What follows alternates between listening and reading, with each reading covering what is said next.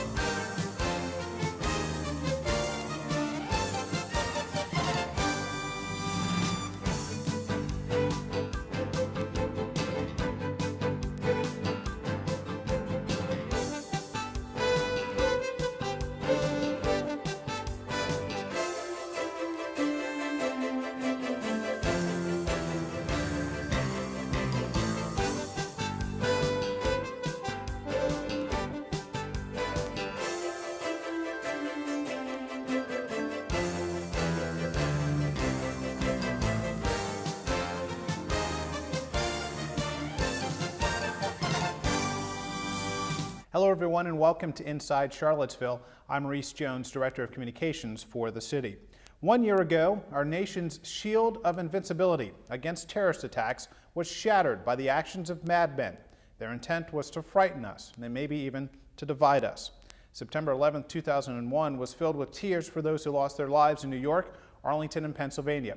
But at one of our nation's worst moments, we witnessed the best that America has to offer.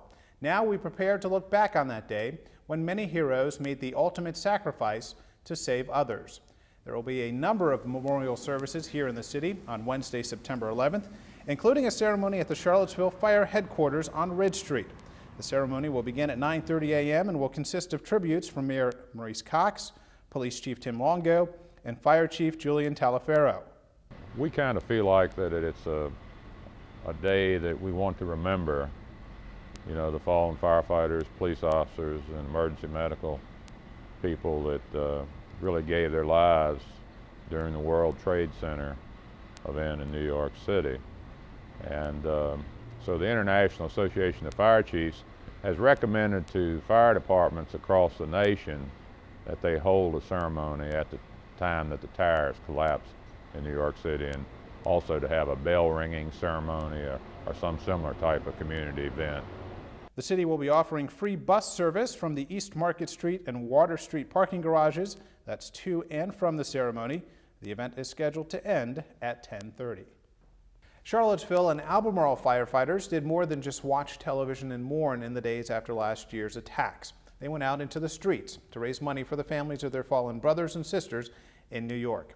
The following story that we ran last year demonstrates how generous the people of Central Virginia can be in times of crisis. September 11, 2001 will be remembered in American history as a date when the horror of international terrorism struck a blow at the heart of the United States. The attacks at the World Trade Center and the Pentagon, plus the crash of Flight 93 in Pennsylvania, momentarily left America shaken and saddened. However, the tragic events also unleashed a flood of unprecedented generosity and patriotism around the nation and right here in the Charlottesville area as well. Local firefighters who watched in dismay as their brethren in New York were encompassed by falling debris felt, like many of us, helpless. I've been on the job for 40 years, and I just think it's America's greatest service. And it's just something that it gets in your blood, and you know, when something happens, you just want to be in there doing something about it, and it's kind of hard to explain unless you've really ever been in the profession. I think it just reiterates that we are there to help whenever we can and wherever we can, not just the people in our community, but nationwide, because it's one big family being in the fire service, and we're all brothers and sisters in it. So we help each other when we can and however we can help each other. As firefighters with families of their own, the men and women of the Charlottesville and Albemarle departments knew they had to do something to help the children who were left fatherless or motherless by these acts of violence. So they hit the streets of Charlottesville and Albemarle County armed with boots and a hope that the citizens of our region would rise up and respond to the challenge. What happened next will forever touch their hearts. The public itself was really supportive of us, giving us a lot of donations, and also a thank you for just being out there and being their city firefighters. The firefighters came up with the boot drive. They said, we got to do something, let's go do a boot drive. So we said, well, let's go out for a day and we'll collect some money. And we thought, well, if we could collect $20,000, we would be just ecstatic. Day 1, $42,000. Day 2, $80,000. Day 3, over $102,000. By the end of day 4, the firefighters raised over $250,000 for the New York Firefighters 911 Relief Fund. The people of the Charlottesville area demonstrated how much they cared with their donations and with their kind words as well. $250,000 from people here giving what they could give to fill a boot while they were standing in traffic. And that was only a few hours a day. So, people were literally throwing money at us. They were saying, God bless you, and be careful, and we love you. And it was a very touching moment. I stood out in traffic for 45 minutes one day, and literally there were times when myself and others had to stop and just regain our poise for a moment because it was so touching. Although made of flesh and bone just like the rest of us, there is something in the wiring of firefighters, police officers, and other public safety officials that simply sets them apart. So we ask, why is it that as we run from the danger, they willingly march into it? As we think of self-preservation, they think of others. You can't build the heart of a firefighter, a police officer. What you do is, it's born in there. All my family are police officers, Secret Service agents. My family's family is that. I'm the only one who went to the dark side. Every firefighter, police officer is born with that heart. So you have to pump on. In the aftermath of the terrorist attacks, the firefighters and rescue squad members of the Charlottesville area showed once again, although in a different capacity, why we can count on them in times of need. The firefighters raised over $300,000 for the 911 Relief Fund. Area police officers also made donations to help the families of police officers who perished in the attacks. Well, the recent rain we have received, combined with a dramatic cut in water consumption, has helped to slow the drop in our water levels. However, we're not out of the woods just yet. We have been under mandatory water restrictions for a couple of weeks after our water supply dropped down to 68%. Charlottesville and Albemarle water customers have responded well to the restrictions by ceasing their outdoor watering and washing of cars, and we've seen a 20% drop in usage over the last week. Officials are hopeful that this cooperation continues until this water crisis comes to an end. Here are a few helpful tips you can use to cut down on your water usage in your home. Don't let the water run while brushing your teeth or shaving. Keep those showers to 5 minutes or less. Washing machines and dishwashers should be full before you run them. And don't use your toilet as a trash can. Toilets are the biggest use of water in your home. When citizens are in trouble or in need of help, they can call upon the police department. But when police officers need a little guidance or assistance, who do they turn to? Their family and friends for sure, but some reach out for counseling from another source. And this week's Behind the Badge will give you a glimpse into the life of the city's police chaplain. An encounter with a vagrant who refused to leave his Hinton Avenue church turned Pastor Edward Hopkins' occasional call to the police into a long-term association. Once on the scene, the officer informed the pastor that his guest was an alcoholic whose attempted sobriety had failed. The compassion in the officer's voice spurred the pastor to learn more about the men and women in blue. And he looked really sad and disappointed by this turn of events. And I was amazed at the juxtaposition. Here's the pastor that ought to be concerned and compassionate about the wayward one, and the police officer But the roles were reversed, and I was kidding with him. I said, I think I need to spend more time with you. I think it'd be good for my soul. Chaplain Hopkins recognizes the importance of simply having a presence in the department and on the street, not only for the officers, but for some of the citizens as well. That's why he rides along with officers at least once a week, and at times proves to be a calming influence in difficult situations. He's ridden with me several times, and during a disorder or a domestic, especially domestic situation, if they see him, sometimes they'll feel more comfortable speaking to him. When I show up, there have been some people who have seen the collar and changed dramatically and immediately because they knew they were in the presence of a representative of the church. And who knows, it was a grandmother took them to church or something, and all those images came back to them, and they became more manageable. The chaplain earned the respect of many of the officers after an incident several years ago near a local nightclub. His brush with a thrown carbonated beverage has become legendary in the department. I think it really opened the eyes that he's going to get out, and he has since then. He doesn't shy away from it. He's stepped right in the middle of situations. He's stepped in between some of the biggest guys you might see, and you just shake your head like, what in the world is he doing? I don't think I even know a police officer on the street who hasn't been assaulted, hit with something, spit on. And I know that they're cussed routinely and yelled at, grabbed and pushed. And so it felt appropriate that if I was going to be doing what they do, at least for some small part of the night, that I would be assaulted too, and I was.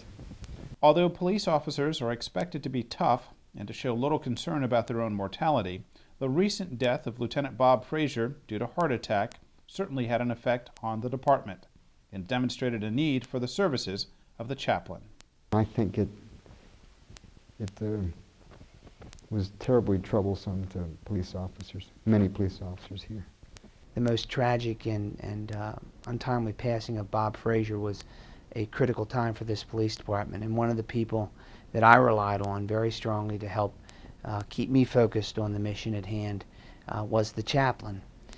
He's also very instrumental when we have to have the unfortunate task of going to a person's home and sharing with them that a loved one has been taken from them. When a police officer has to go and make a death notification, that can be some of the hardest work they do. I mean, it's harder than putting handcuffs on or wrestling somebody to the ground or doing a search of a vehicle or whatever. And so, but for me as a pastor, that is my training, and that's what I do all the time. So that is a way that I can serve and feel like I have served and had a value as a police chaplain. Still to come on Inside Charlottesville, we'll give you an update on the repairs to both the Locust Avenue and Park Street bridges. Plus, we'll shine the spotlight on the city's Department of Human Resources, working to make the city an employer of choice. Don't go away. We'll be right back. Excuse me, Mr. Executive who studied trigonometry back in school and now sits in a huge office and drives a finely tuned luxury car? Yes, Mr. Only learned basic math, so still have an entry-level job and have to live with your mother? If you need me this weekend, I'll be filling out your expense reports and your timesheets because that's really the only kind of math I can handle. Great. Simple addition and subtraction sounds right up your alley.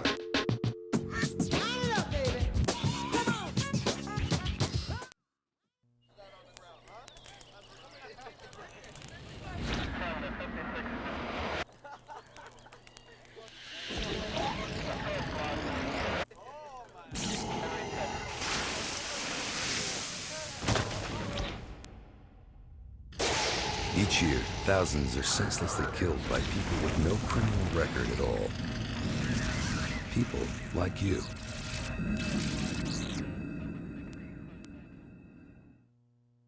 Welcome back, everyone. After months of lying dormant, the former NGIC building downtown is now full of activity as the building's new owners, S&L Financial, begin the early stages of a major renovation project. The construction crews have moved in and are busy removing debris from the 5-story building. The project is expected to cost around $5 million, and once it's done, S&L will consolidate over 250 employees who are currently spread out downtown into one building. I think what you're going to see is something that's going to be very appealing downtown. we're certainly excited to be able to get all of our people into one space. Right now we're in a couple of different buildings on the mall, and it'll be just much easier in terms of communication and things like that to get everybody into one space. And it's also going to be nice. I mean, the inside is going to be completely upfit, very open, and it's going to be an upgrade over where we are right now. So we're excited about it. Here's a look at the exterior design of the building, which was approved by the city's Urban Design Committee. SNL hopes to have the ribbon cutting for the building in the spring of next year. Here's an update on a project we told you about in the spring. The construction schedule on the Locust Avenue and Park Street bridges has changed once again.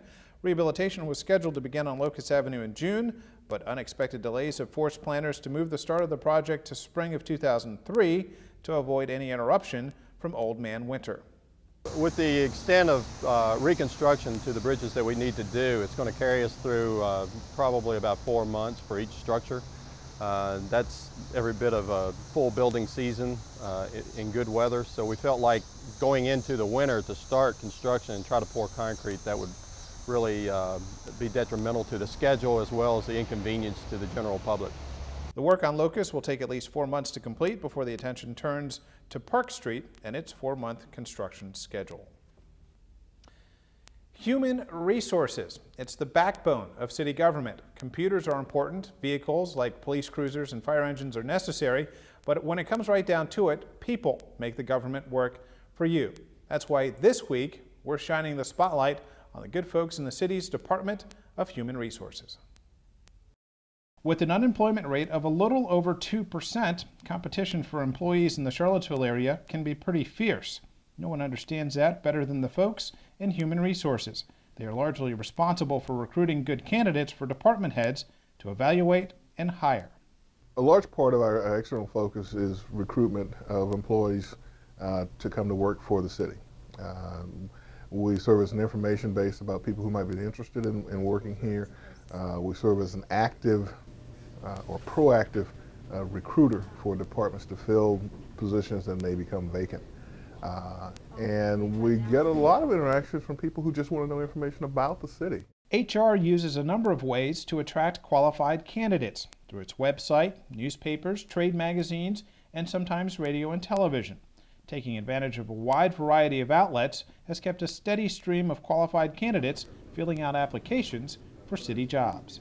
One big advantage that the city of Charlottesville has is that we are just that. We're the city government, and I think the fact that we are government, people have looked to us for years, and in that sense it gives us, I think, a bit of an edge in that people know we're here. We have a very large presence in the community, so that aids us tremendously when it comes to recruiting for jobs. Because we can offer some things that other employers can't from that perspective. So community service, I don't think, is gone as an incentive for people to work, whether you're talking about law enforcement or any job that we do in the city. And I think those are important things to communicate and use as a part of our marketing, in addition to the things of value that the community offers. Although salary is, of course, one of the deciding factors in choosing a new job, for many, benefits are an even bigger part of the equation. The city offers an assortment of selections when it comes to medical and retirement benefits, thus giving employees the chance to choose a package that best fits them. I think you need to give them a variety to choose from, because some people, they have small children, especially babies, that require immunizations, and the Key Care 10 will give well baby care. It's up to age 7. It's a $10 copay at a pediatrician of their choice, as long as they're a part of the network. But then we have some young people who are very healthy, never go to the doctor, and they feel they don't really need to pay the premiums. Hey, Karen. Hi, Stephanie. Can I help you? The department also concentrates its efforts on those they consider their internal customers, over 1,000 city employees. This is oftentimes a career-long relationship, from handing out applications to providing options on medical care to helping someone receive their retirement benefits. Quite literally, we work with every city employee in addition to the general public. So from that point of view, we influence a lot of people. We see them from the very beginning when they first fill out an application and turn that in to us, all the way up to, depending on how long they stay here, until retirement. So that can be a very long period of time, a very long career for people, and they see us at all of those intervals in between for one service or another that we offer. Our role, at least in terms of the way I see it, is not to define for departments what they need to do, but to work with them and to work with the city as a whole to be able to facilitate what they need to do to provide services to their customers. So whether we're recruiting employees, whether we're keeping the employees that we have happy, and which involves to a large extent working with them in terms of pay, benefits, providing a good place to work. This commitment to recruiting and strong and reliable customer service are just a few of the reasons the city remains an employer of choice in the community.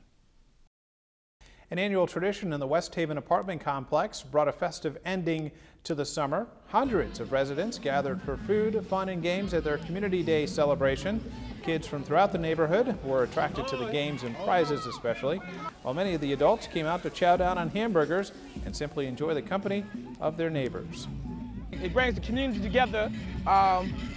We can learn from everyone. We get community services out, agencies out, such as adult education, Martha Jefferson came, university came. So it's not only for the community as far as enjoyment, it's also a health reason. By all accounts, Community Day 2002 proved to be a smashing success. In just a moment, we'll introduce you to the new principal at Buford Middle School. He's implementing a number of changes and infusing a little team spirit into the school day. Plus, we'll show you how students at Johnson Elementary School have turned around their SOL scores with the help of their parents and the school's faculty.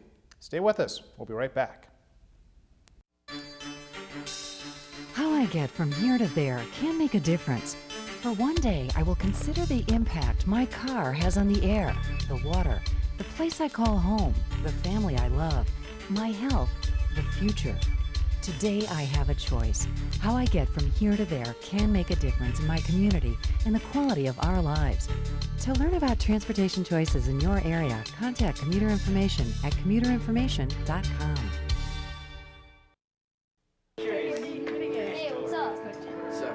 Do you have an innie or an outie? Innie all the way, dude. I have an innie. I got one. Okay, this is really nasty though. Okay. Would you guys rather eat like a maggot-filled pie or go to school completely naked? Naked. Hey, you know what would be funny? I don't want to have someone like pierce their outie.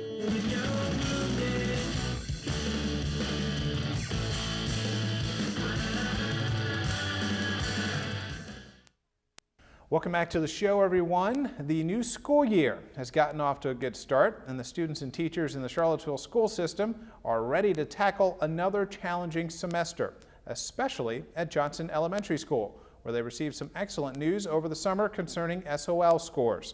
For the first time, Johnson has become a fully accredited school, an impressive feat considering how far they had to travel to reach that important destination.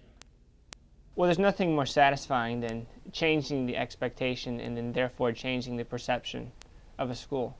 And the students and faculty at Johnson have done just that. They've turned conventional wisdom on its ear. Johnson has a high number of children who deal with some of the effects of poverty.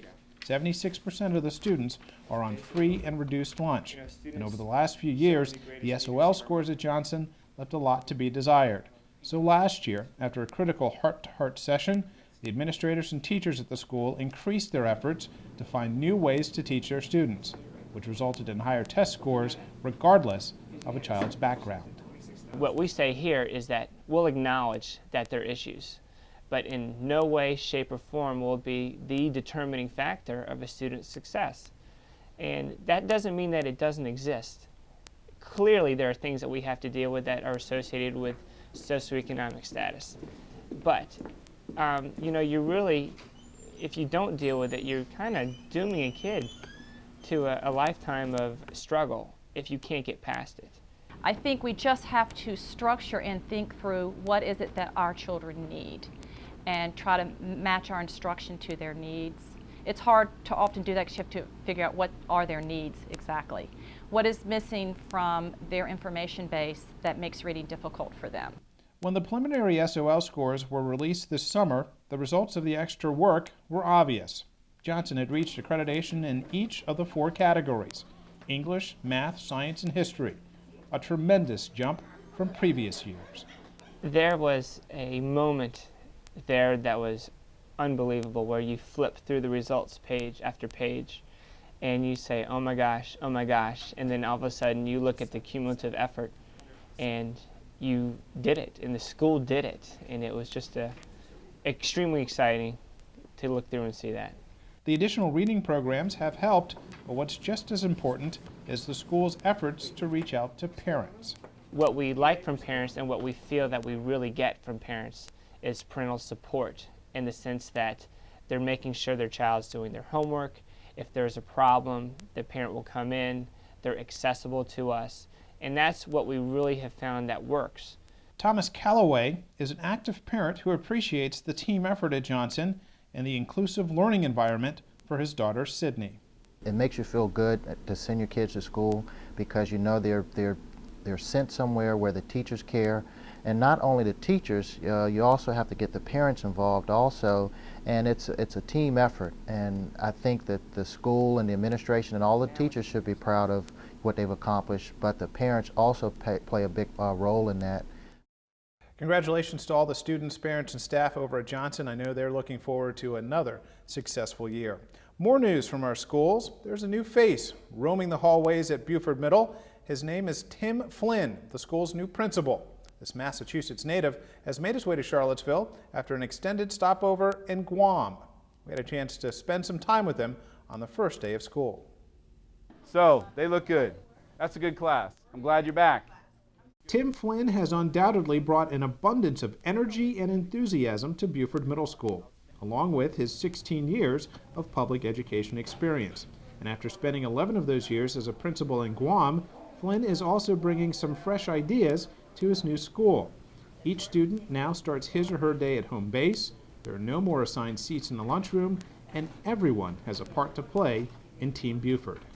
Our kids this year are in teams, interdisciplinary teams. So there are groups of teachers, 8 or 9 teachers of different disciplines all on one team. The students are grouped that way. So we have six teams. I think the kids got in and we're ready to get started right away. They've dealt with a lot of changes this year in having a home base and a break time, and they're handling those changes really well. It's good to have good leadership, and Mr. Flynn is just what we need here.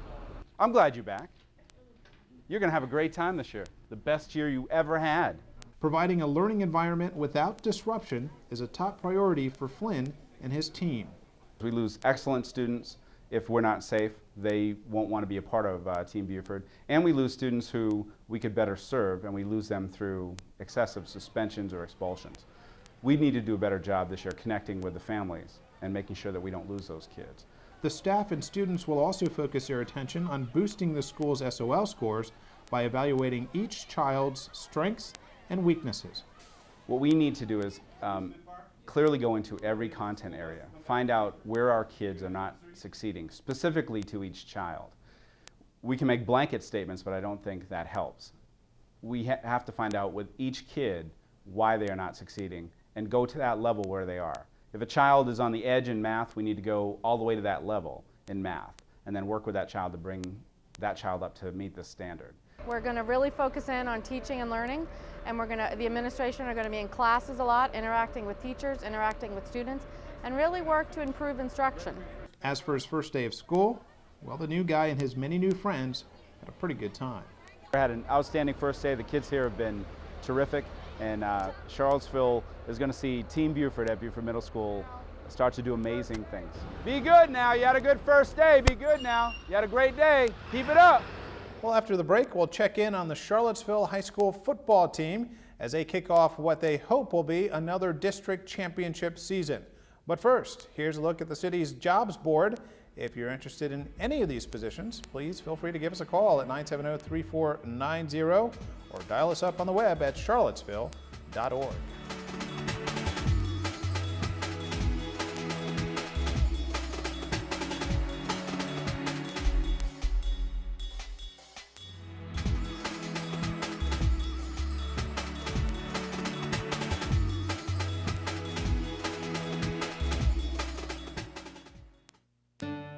Honey, would you get me some ice cream? Ice cream? Please. Yeah. Thank you. Some things you just can't do without. It happens every night, all across America.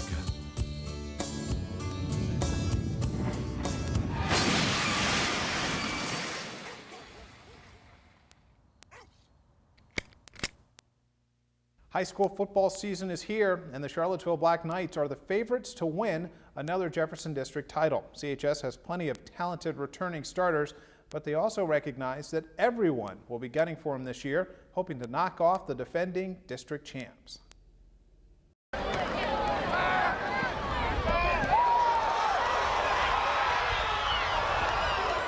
For Coach Garwin DeBerry and his Black Knights, the 2002 season promises to be another banner year.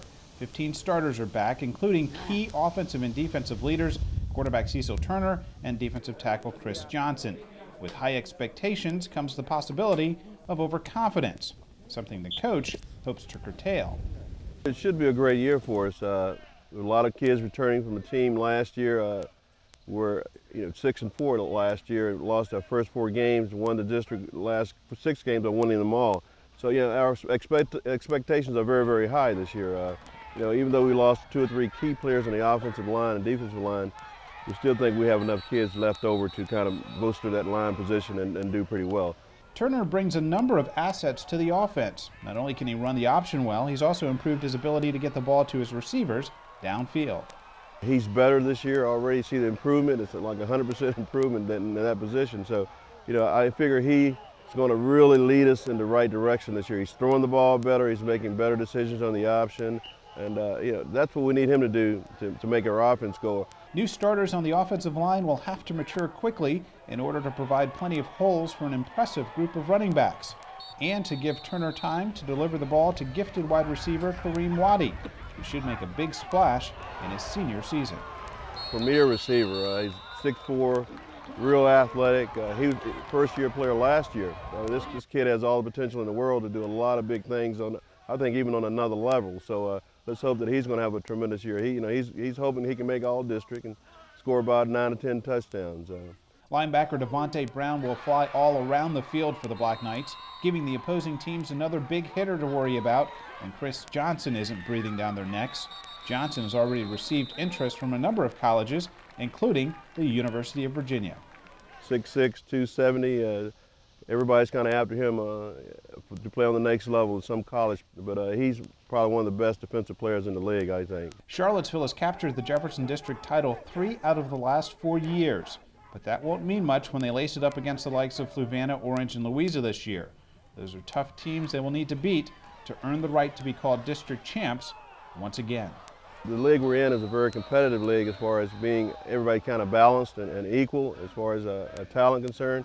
I think this year we might have a little bit of an edge with the skilled athletes, but I still think it's going to be a dogfight down to the end.